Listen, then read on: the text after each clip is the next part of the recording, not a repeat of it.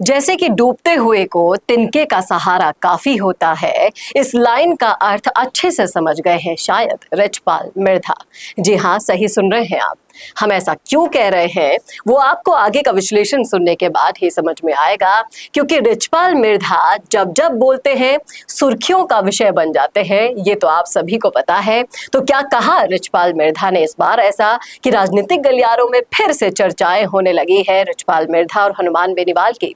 सब कुछ बताएंगे आपको डिटेल में इस वीडियो में, इसलिए बने रहेगा आखिर तक हमारे साथ। नमस्कार, मैं हूं चेतना शर्मा। आप देखना शुरू कर चुके हैं संवाद भारत का, भारत के लिए। और इस मुद्दे पर खास बातचीत करने के लिए मेरे साथ मौजूद हैं हमारे editor in chief Varun Bhansali ji. तो वरुण सर, जिस तरीके से ये तो इतिहास गवाह है कि जब जब रिचपाल मिर्धा बोलते हैं राजनीतिक गलियारों में सुर्खियां शुरू हो जाती हैं अलग अलग तरह की।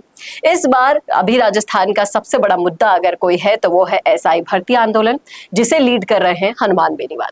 अब हनुमान बेनीवाल के समर्थन में रिचपाल मिर्धा भी उतर आए हैं, जो कि एक तरीके से धुर विरोधी हैं। मिर्धा वर्सेस बेनीवाल का इतिहास किसी से छुपा नहीं है, लेकिन एसआई भर्ती को लेकर इन दोनों के सुर मिलते हुए नजर आ रहे हैं। तो जैसा कि सिक्के के दो पहलू होते हैं, एक सिक्के का पहलू वो है जहां पर मिर्धा और बेनीवाल के सुर मिलते हुए दिखाई दे रहे हैं, तो इस सिक्के का दूसरा पहलू मैं आपसे जानना चाहूंगी, क्या इसके पीछे भी कोई दूसरी तरकीब या फिर कोई दूसरी साजिश या षड्यंत्र कुछ चल रहा है? देखिए, षड्यंत्र साजिश सब अब फेल हो चुके हैं और जाहिर सी बात है, जिस तरह से एक परिंदा अपने प्राण खोने से पहले पूरी तरह से फड़फड़ाता है, हर वो कोशिश करता है जिससे कि प्राण वापस आ जाए। राजनीतिक प्राण खत्म होने वाले हैं रिचपाल मिर्धा के और ज्योति मिर्धा के। तो अब येन केन प्रकरण आखिर में करें तो करें क्या, उस वाली सिचुएशन में है। और ये राजनीतिक प्राण निकले उससे पहले धुर विरोधी को दोस्त बनाने का पहला कदम क्यों ना चल दिया जाए, ये सोच मेरे हिसाब से रिचपाल मिर्धा की रही होगी। क्योंकि उन्होंने क्या नहीं करके देखा, सब करके देख लिया, हर मोर्चे पर फेल हुए। जनता ने पूरी तरह से अस्वीकार दिया। वो परिवार जो नाथुराम मिर्धा जैसे पुरोधाओं का था, उसे पूरी उस लेगेसी को कुचल के रख दिया ज्योति मिर्धा और रिचपाल मिर्धा ने। और अब उन्हें समझ में आया है कि अगर जंगल में रहना है तो शेर से बैर नहीं किया जा सकता, और इसलिए कहीं ना कहीं अपने राजनीतिक प्राण त्यागने से पहले की ये आखिरी कोशिश के बतौर हनुमान बेनीवाल को तो सीधे अप्रोच नहीं कर सकते, तो उनके मुद्दों पर ही कहीं ना कहीं हामी भर रहे हैं और किसी न किसी तरीके से हनुमान बेनीवाल के निकट आने की कोशिश कर रहे हैं।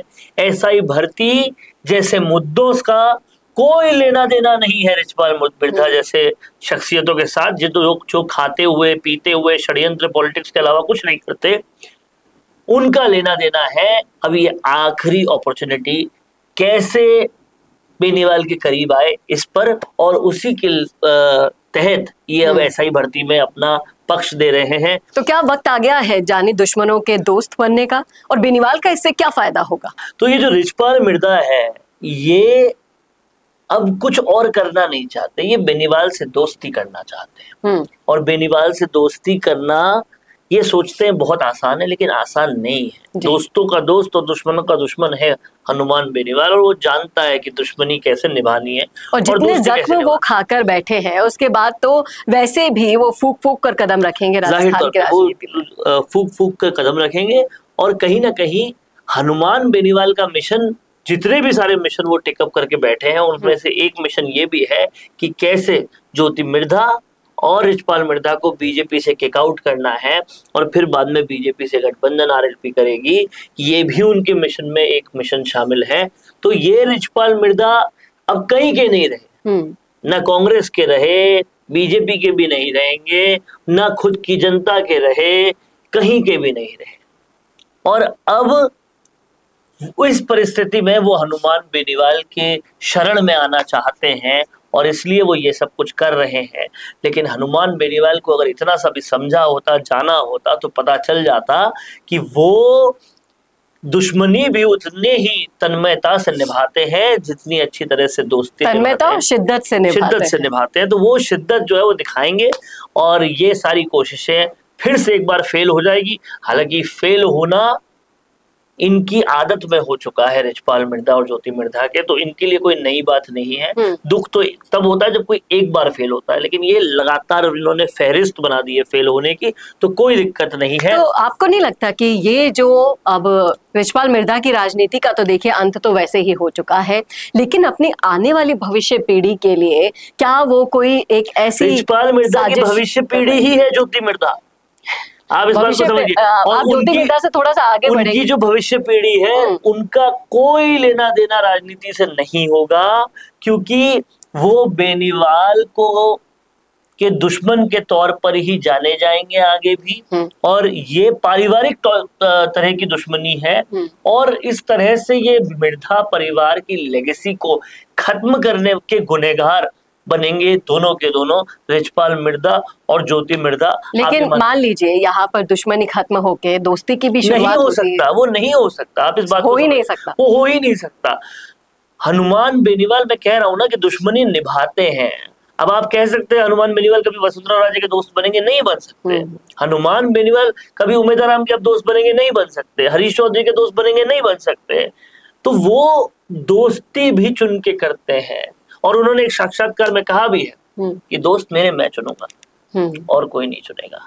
यही बात सुननी समझनी बार बार कानों में गुंजाने की जरूरत है रिचपाल मिर्धा को। और इन कोशिशों से एक ही बात अच्छी हो सकती है कि उनके मुंह से कोई अच्छी बात तो निकली। तो आपने तो वो सारे मुंगेरी लाल के सपनों पर पानी फेर दिया है जो शायद रिचपाल मिर्धा सोच रहे थे, देख रहे थे। पेट्रोल फेर ले उस पे फिर आग भी लगा ले, कुछ नहीं हो सकता उसका। बेनीवाल से दोस्ती करना आसान नहीं है। हालांकि इससे पहले भी एक आध बार वो बेनीवाल की तारीफ कर चुके हैं कि बेनीवाल को अगर इस बार जीत गया तो कुछ नहीं हो सकता, फिर कोई हरा नहीं सकता उनको, ये बोल चुके हैं वो। तो उनकी कभी कभी वाणी पे सरस्वती बैठ जाती है और वही हुआ फिर।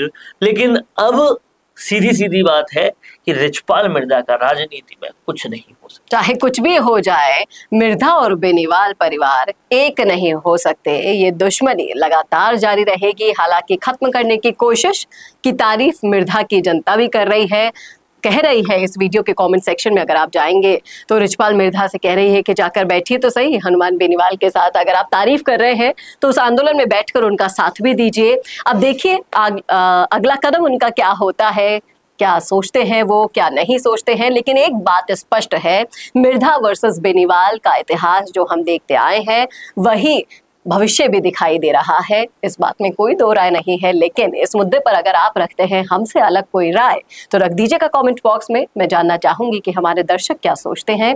बताइएगा जरूर कैसा लगा वीडियो, ये बताना ना भूलिएगा। और ऐसे वीडियोस के लिए देखते रहिए संवाद भारत का, भारत के लिए। नमस्कार। अगर आप बनना चाहते हैं पॉलिटिशियन लेकिन पब्लिक स्पीकिंग और अपने विचारों को व्यक्त करना चुनौती लगता है, या कैमरे और पब्लिक के सामने किसी तरह से बोल पाए इसमें मुश्किल होती है, तो मिशी मीडिया सॉल्यूशंस लेकर आया है पॉलिटिकल कंसल्टेंसी कैंपेन, जिसमें वरिष्ठ जर्नलिस्ट और पॉलिटिकल एनालिस्ट की एक्सपीरियंस्ड टीम आपको मदद करेगी, जिससे आपकी आवाज और भी बुलंद हो जाएगी।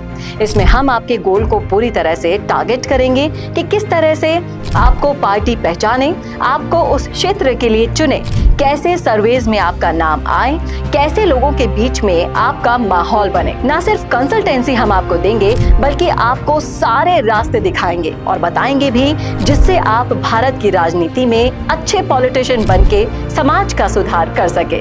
तो अभी कॉन्टैक्ट कीजिए स्क्रीन पर दिए गए नंबर पर।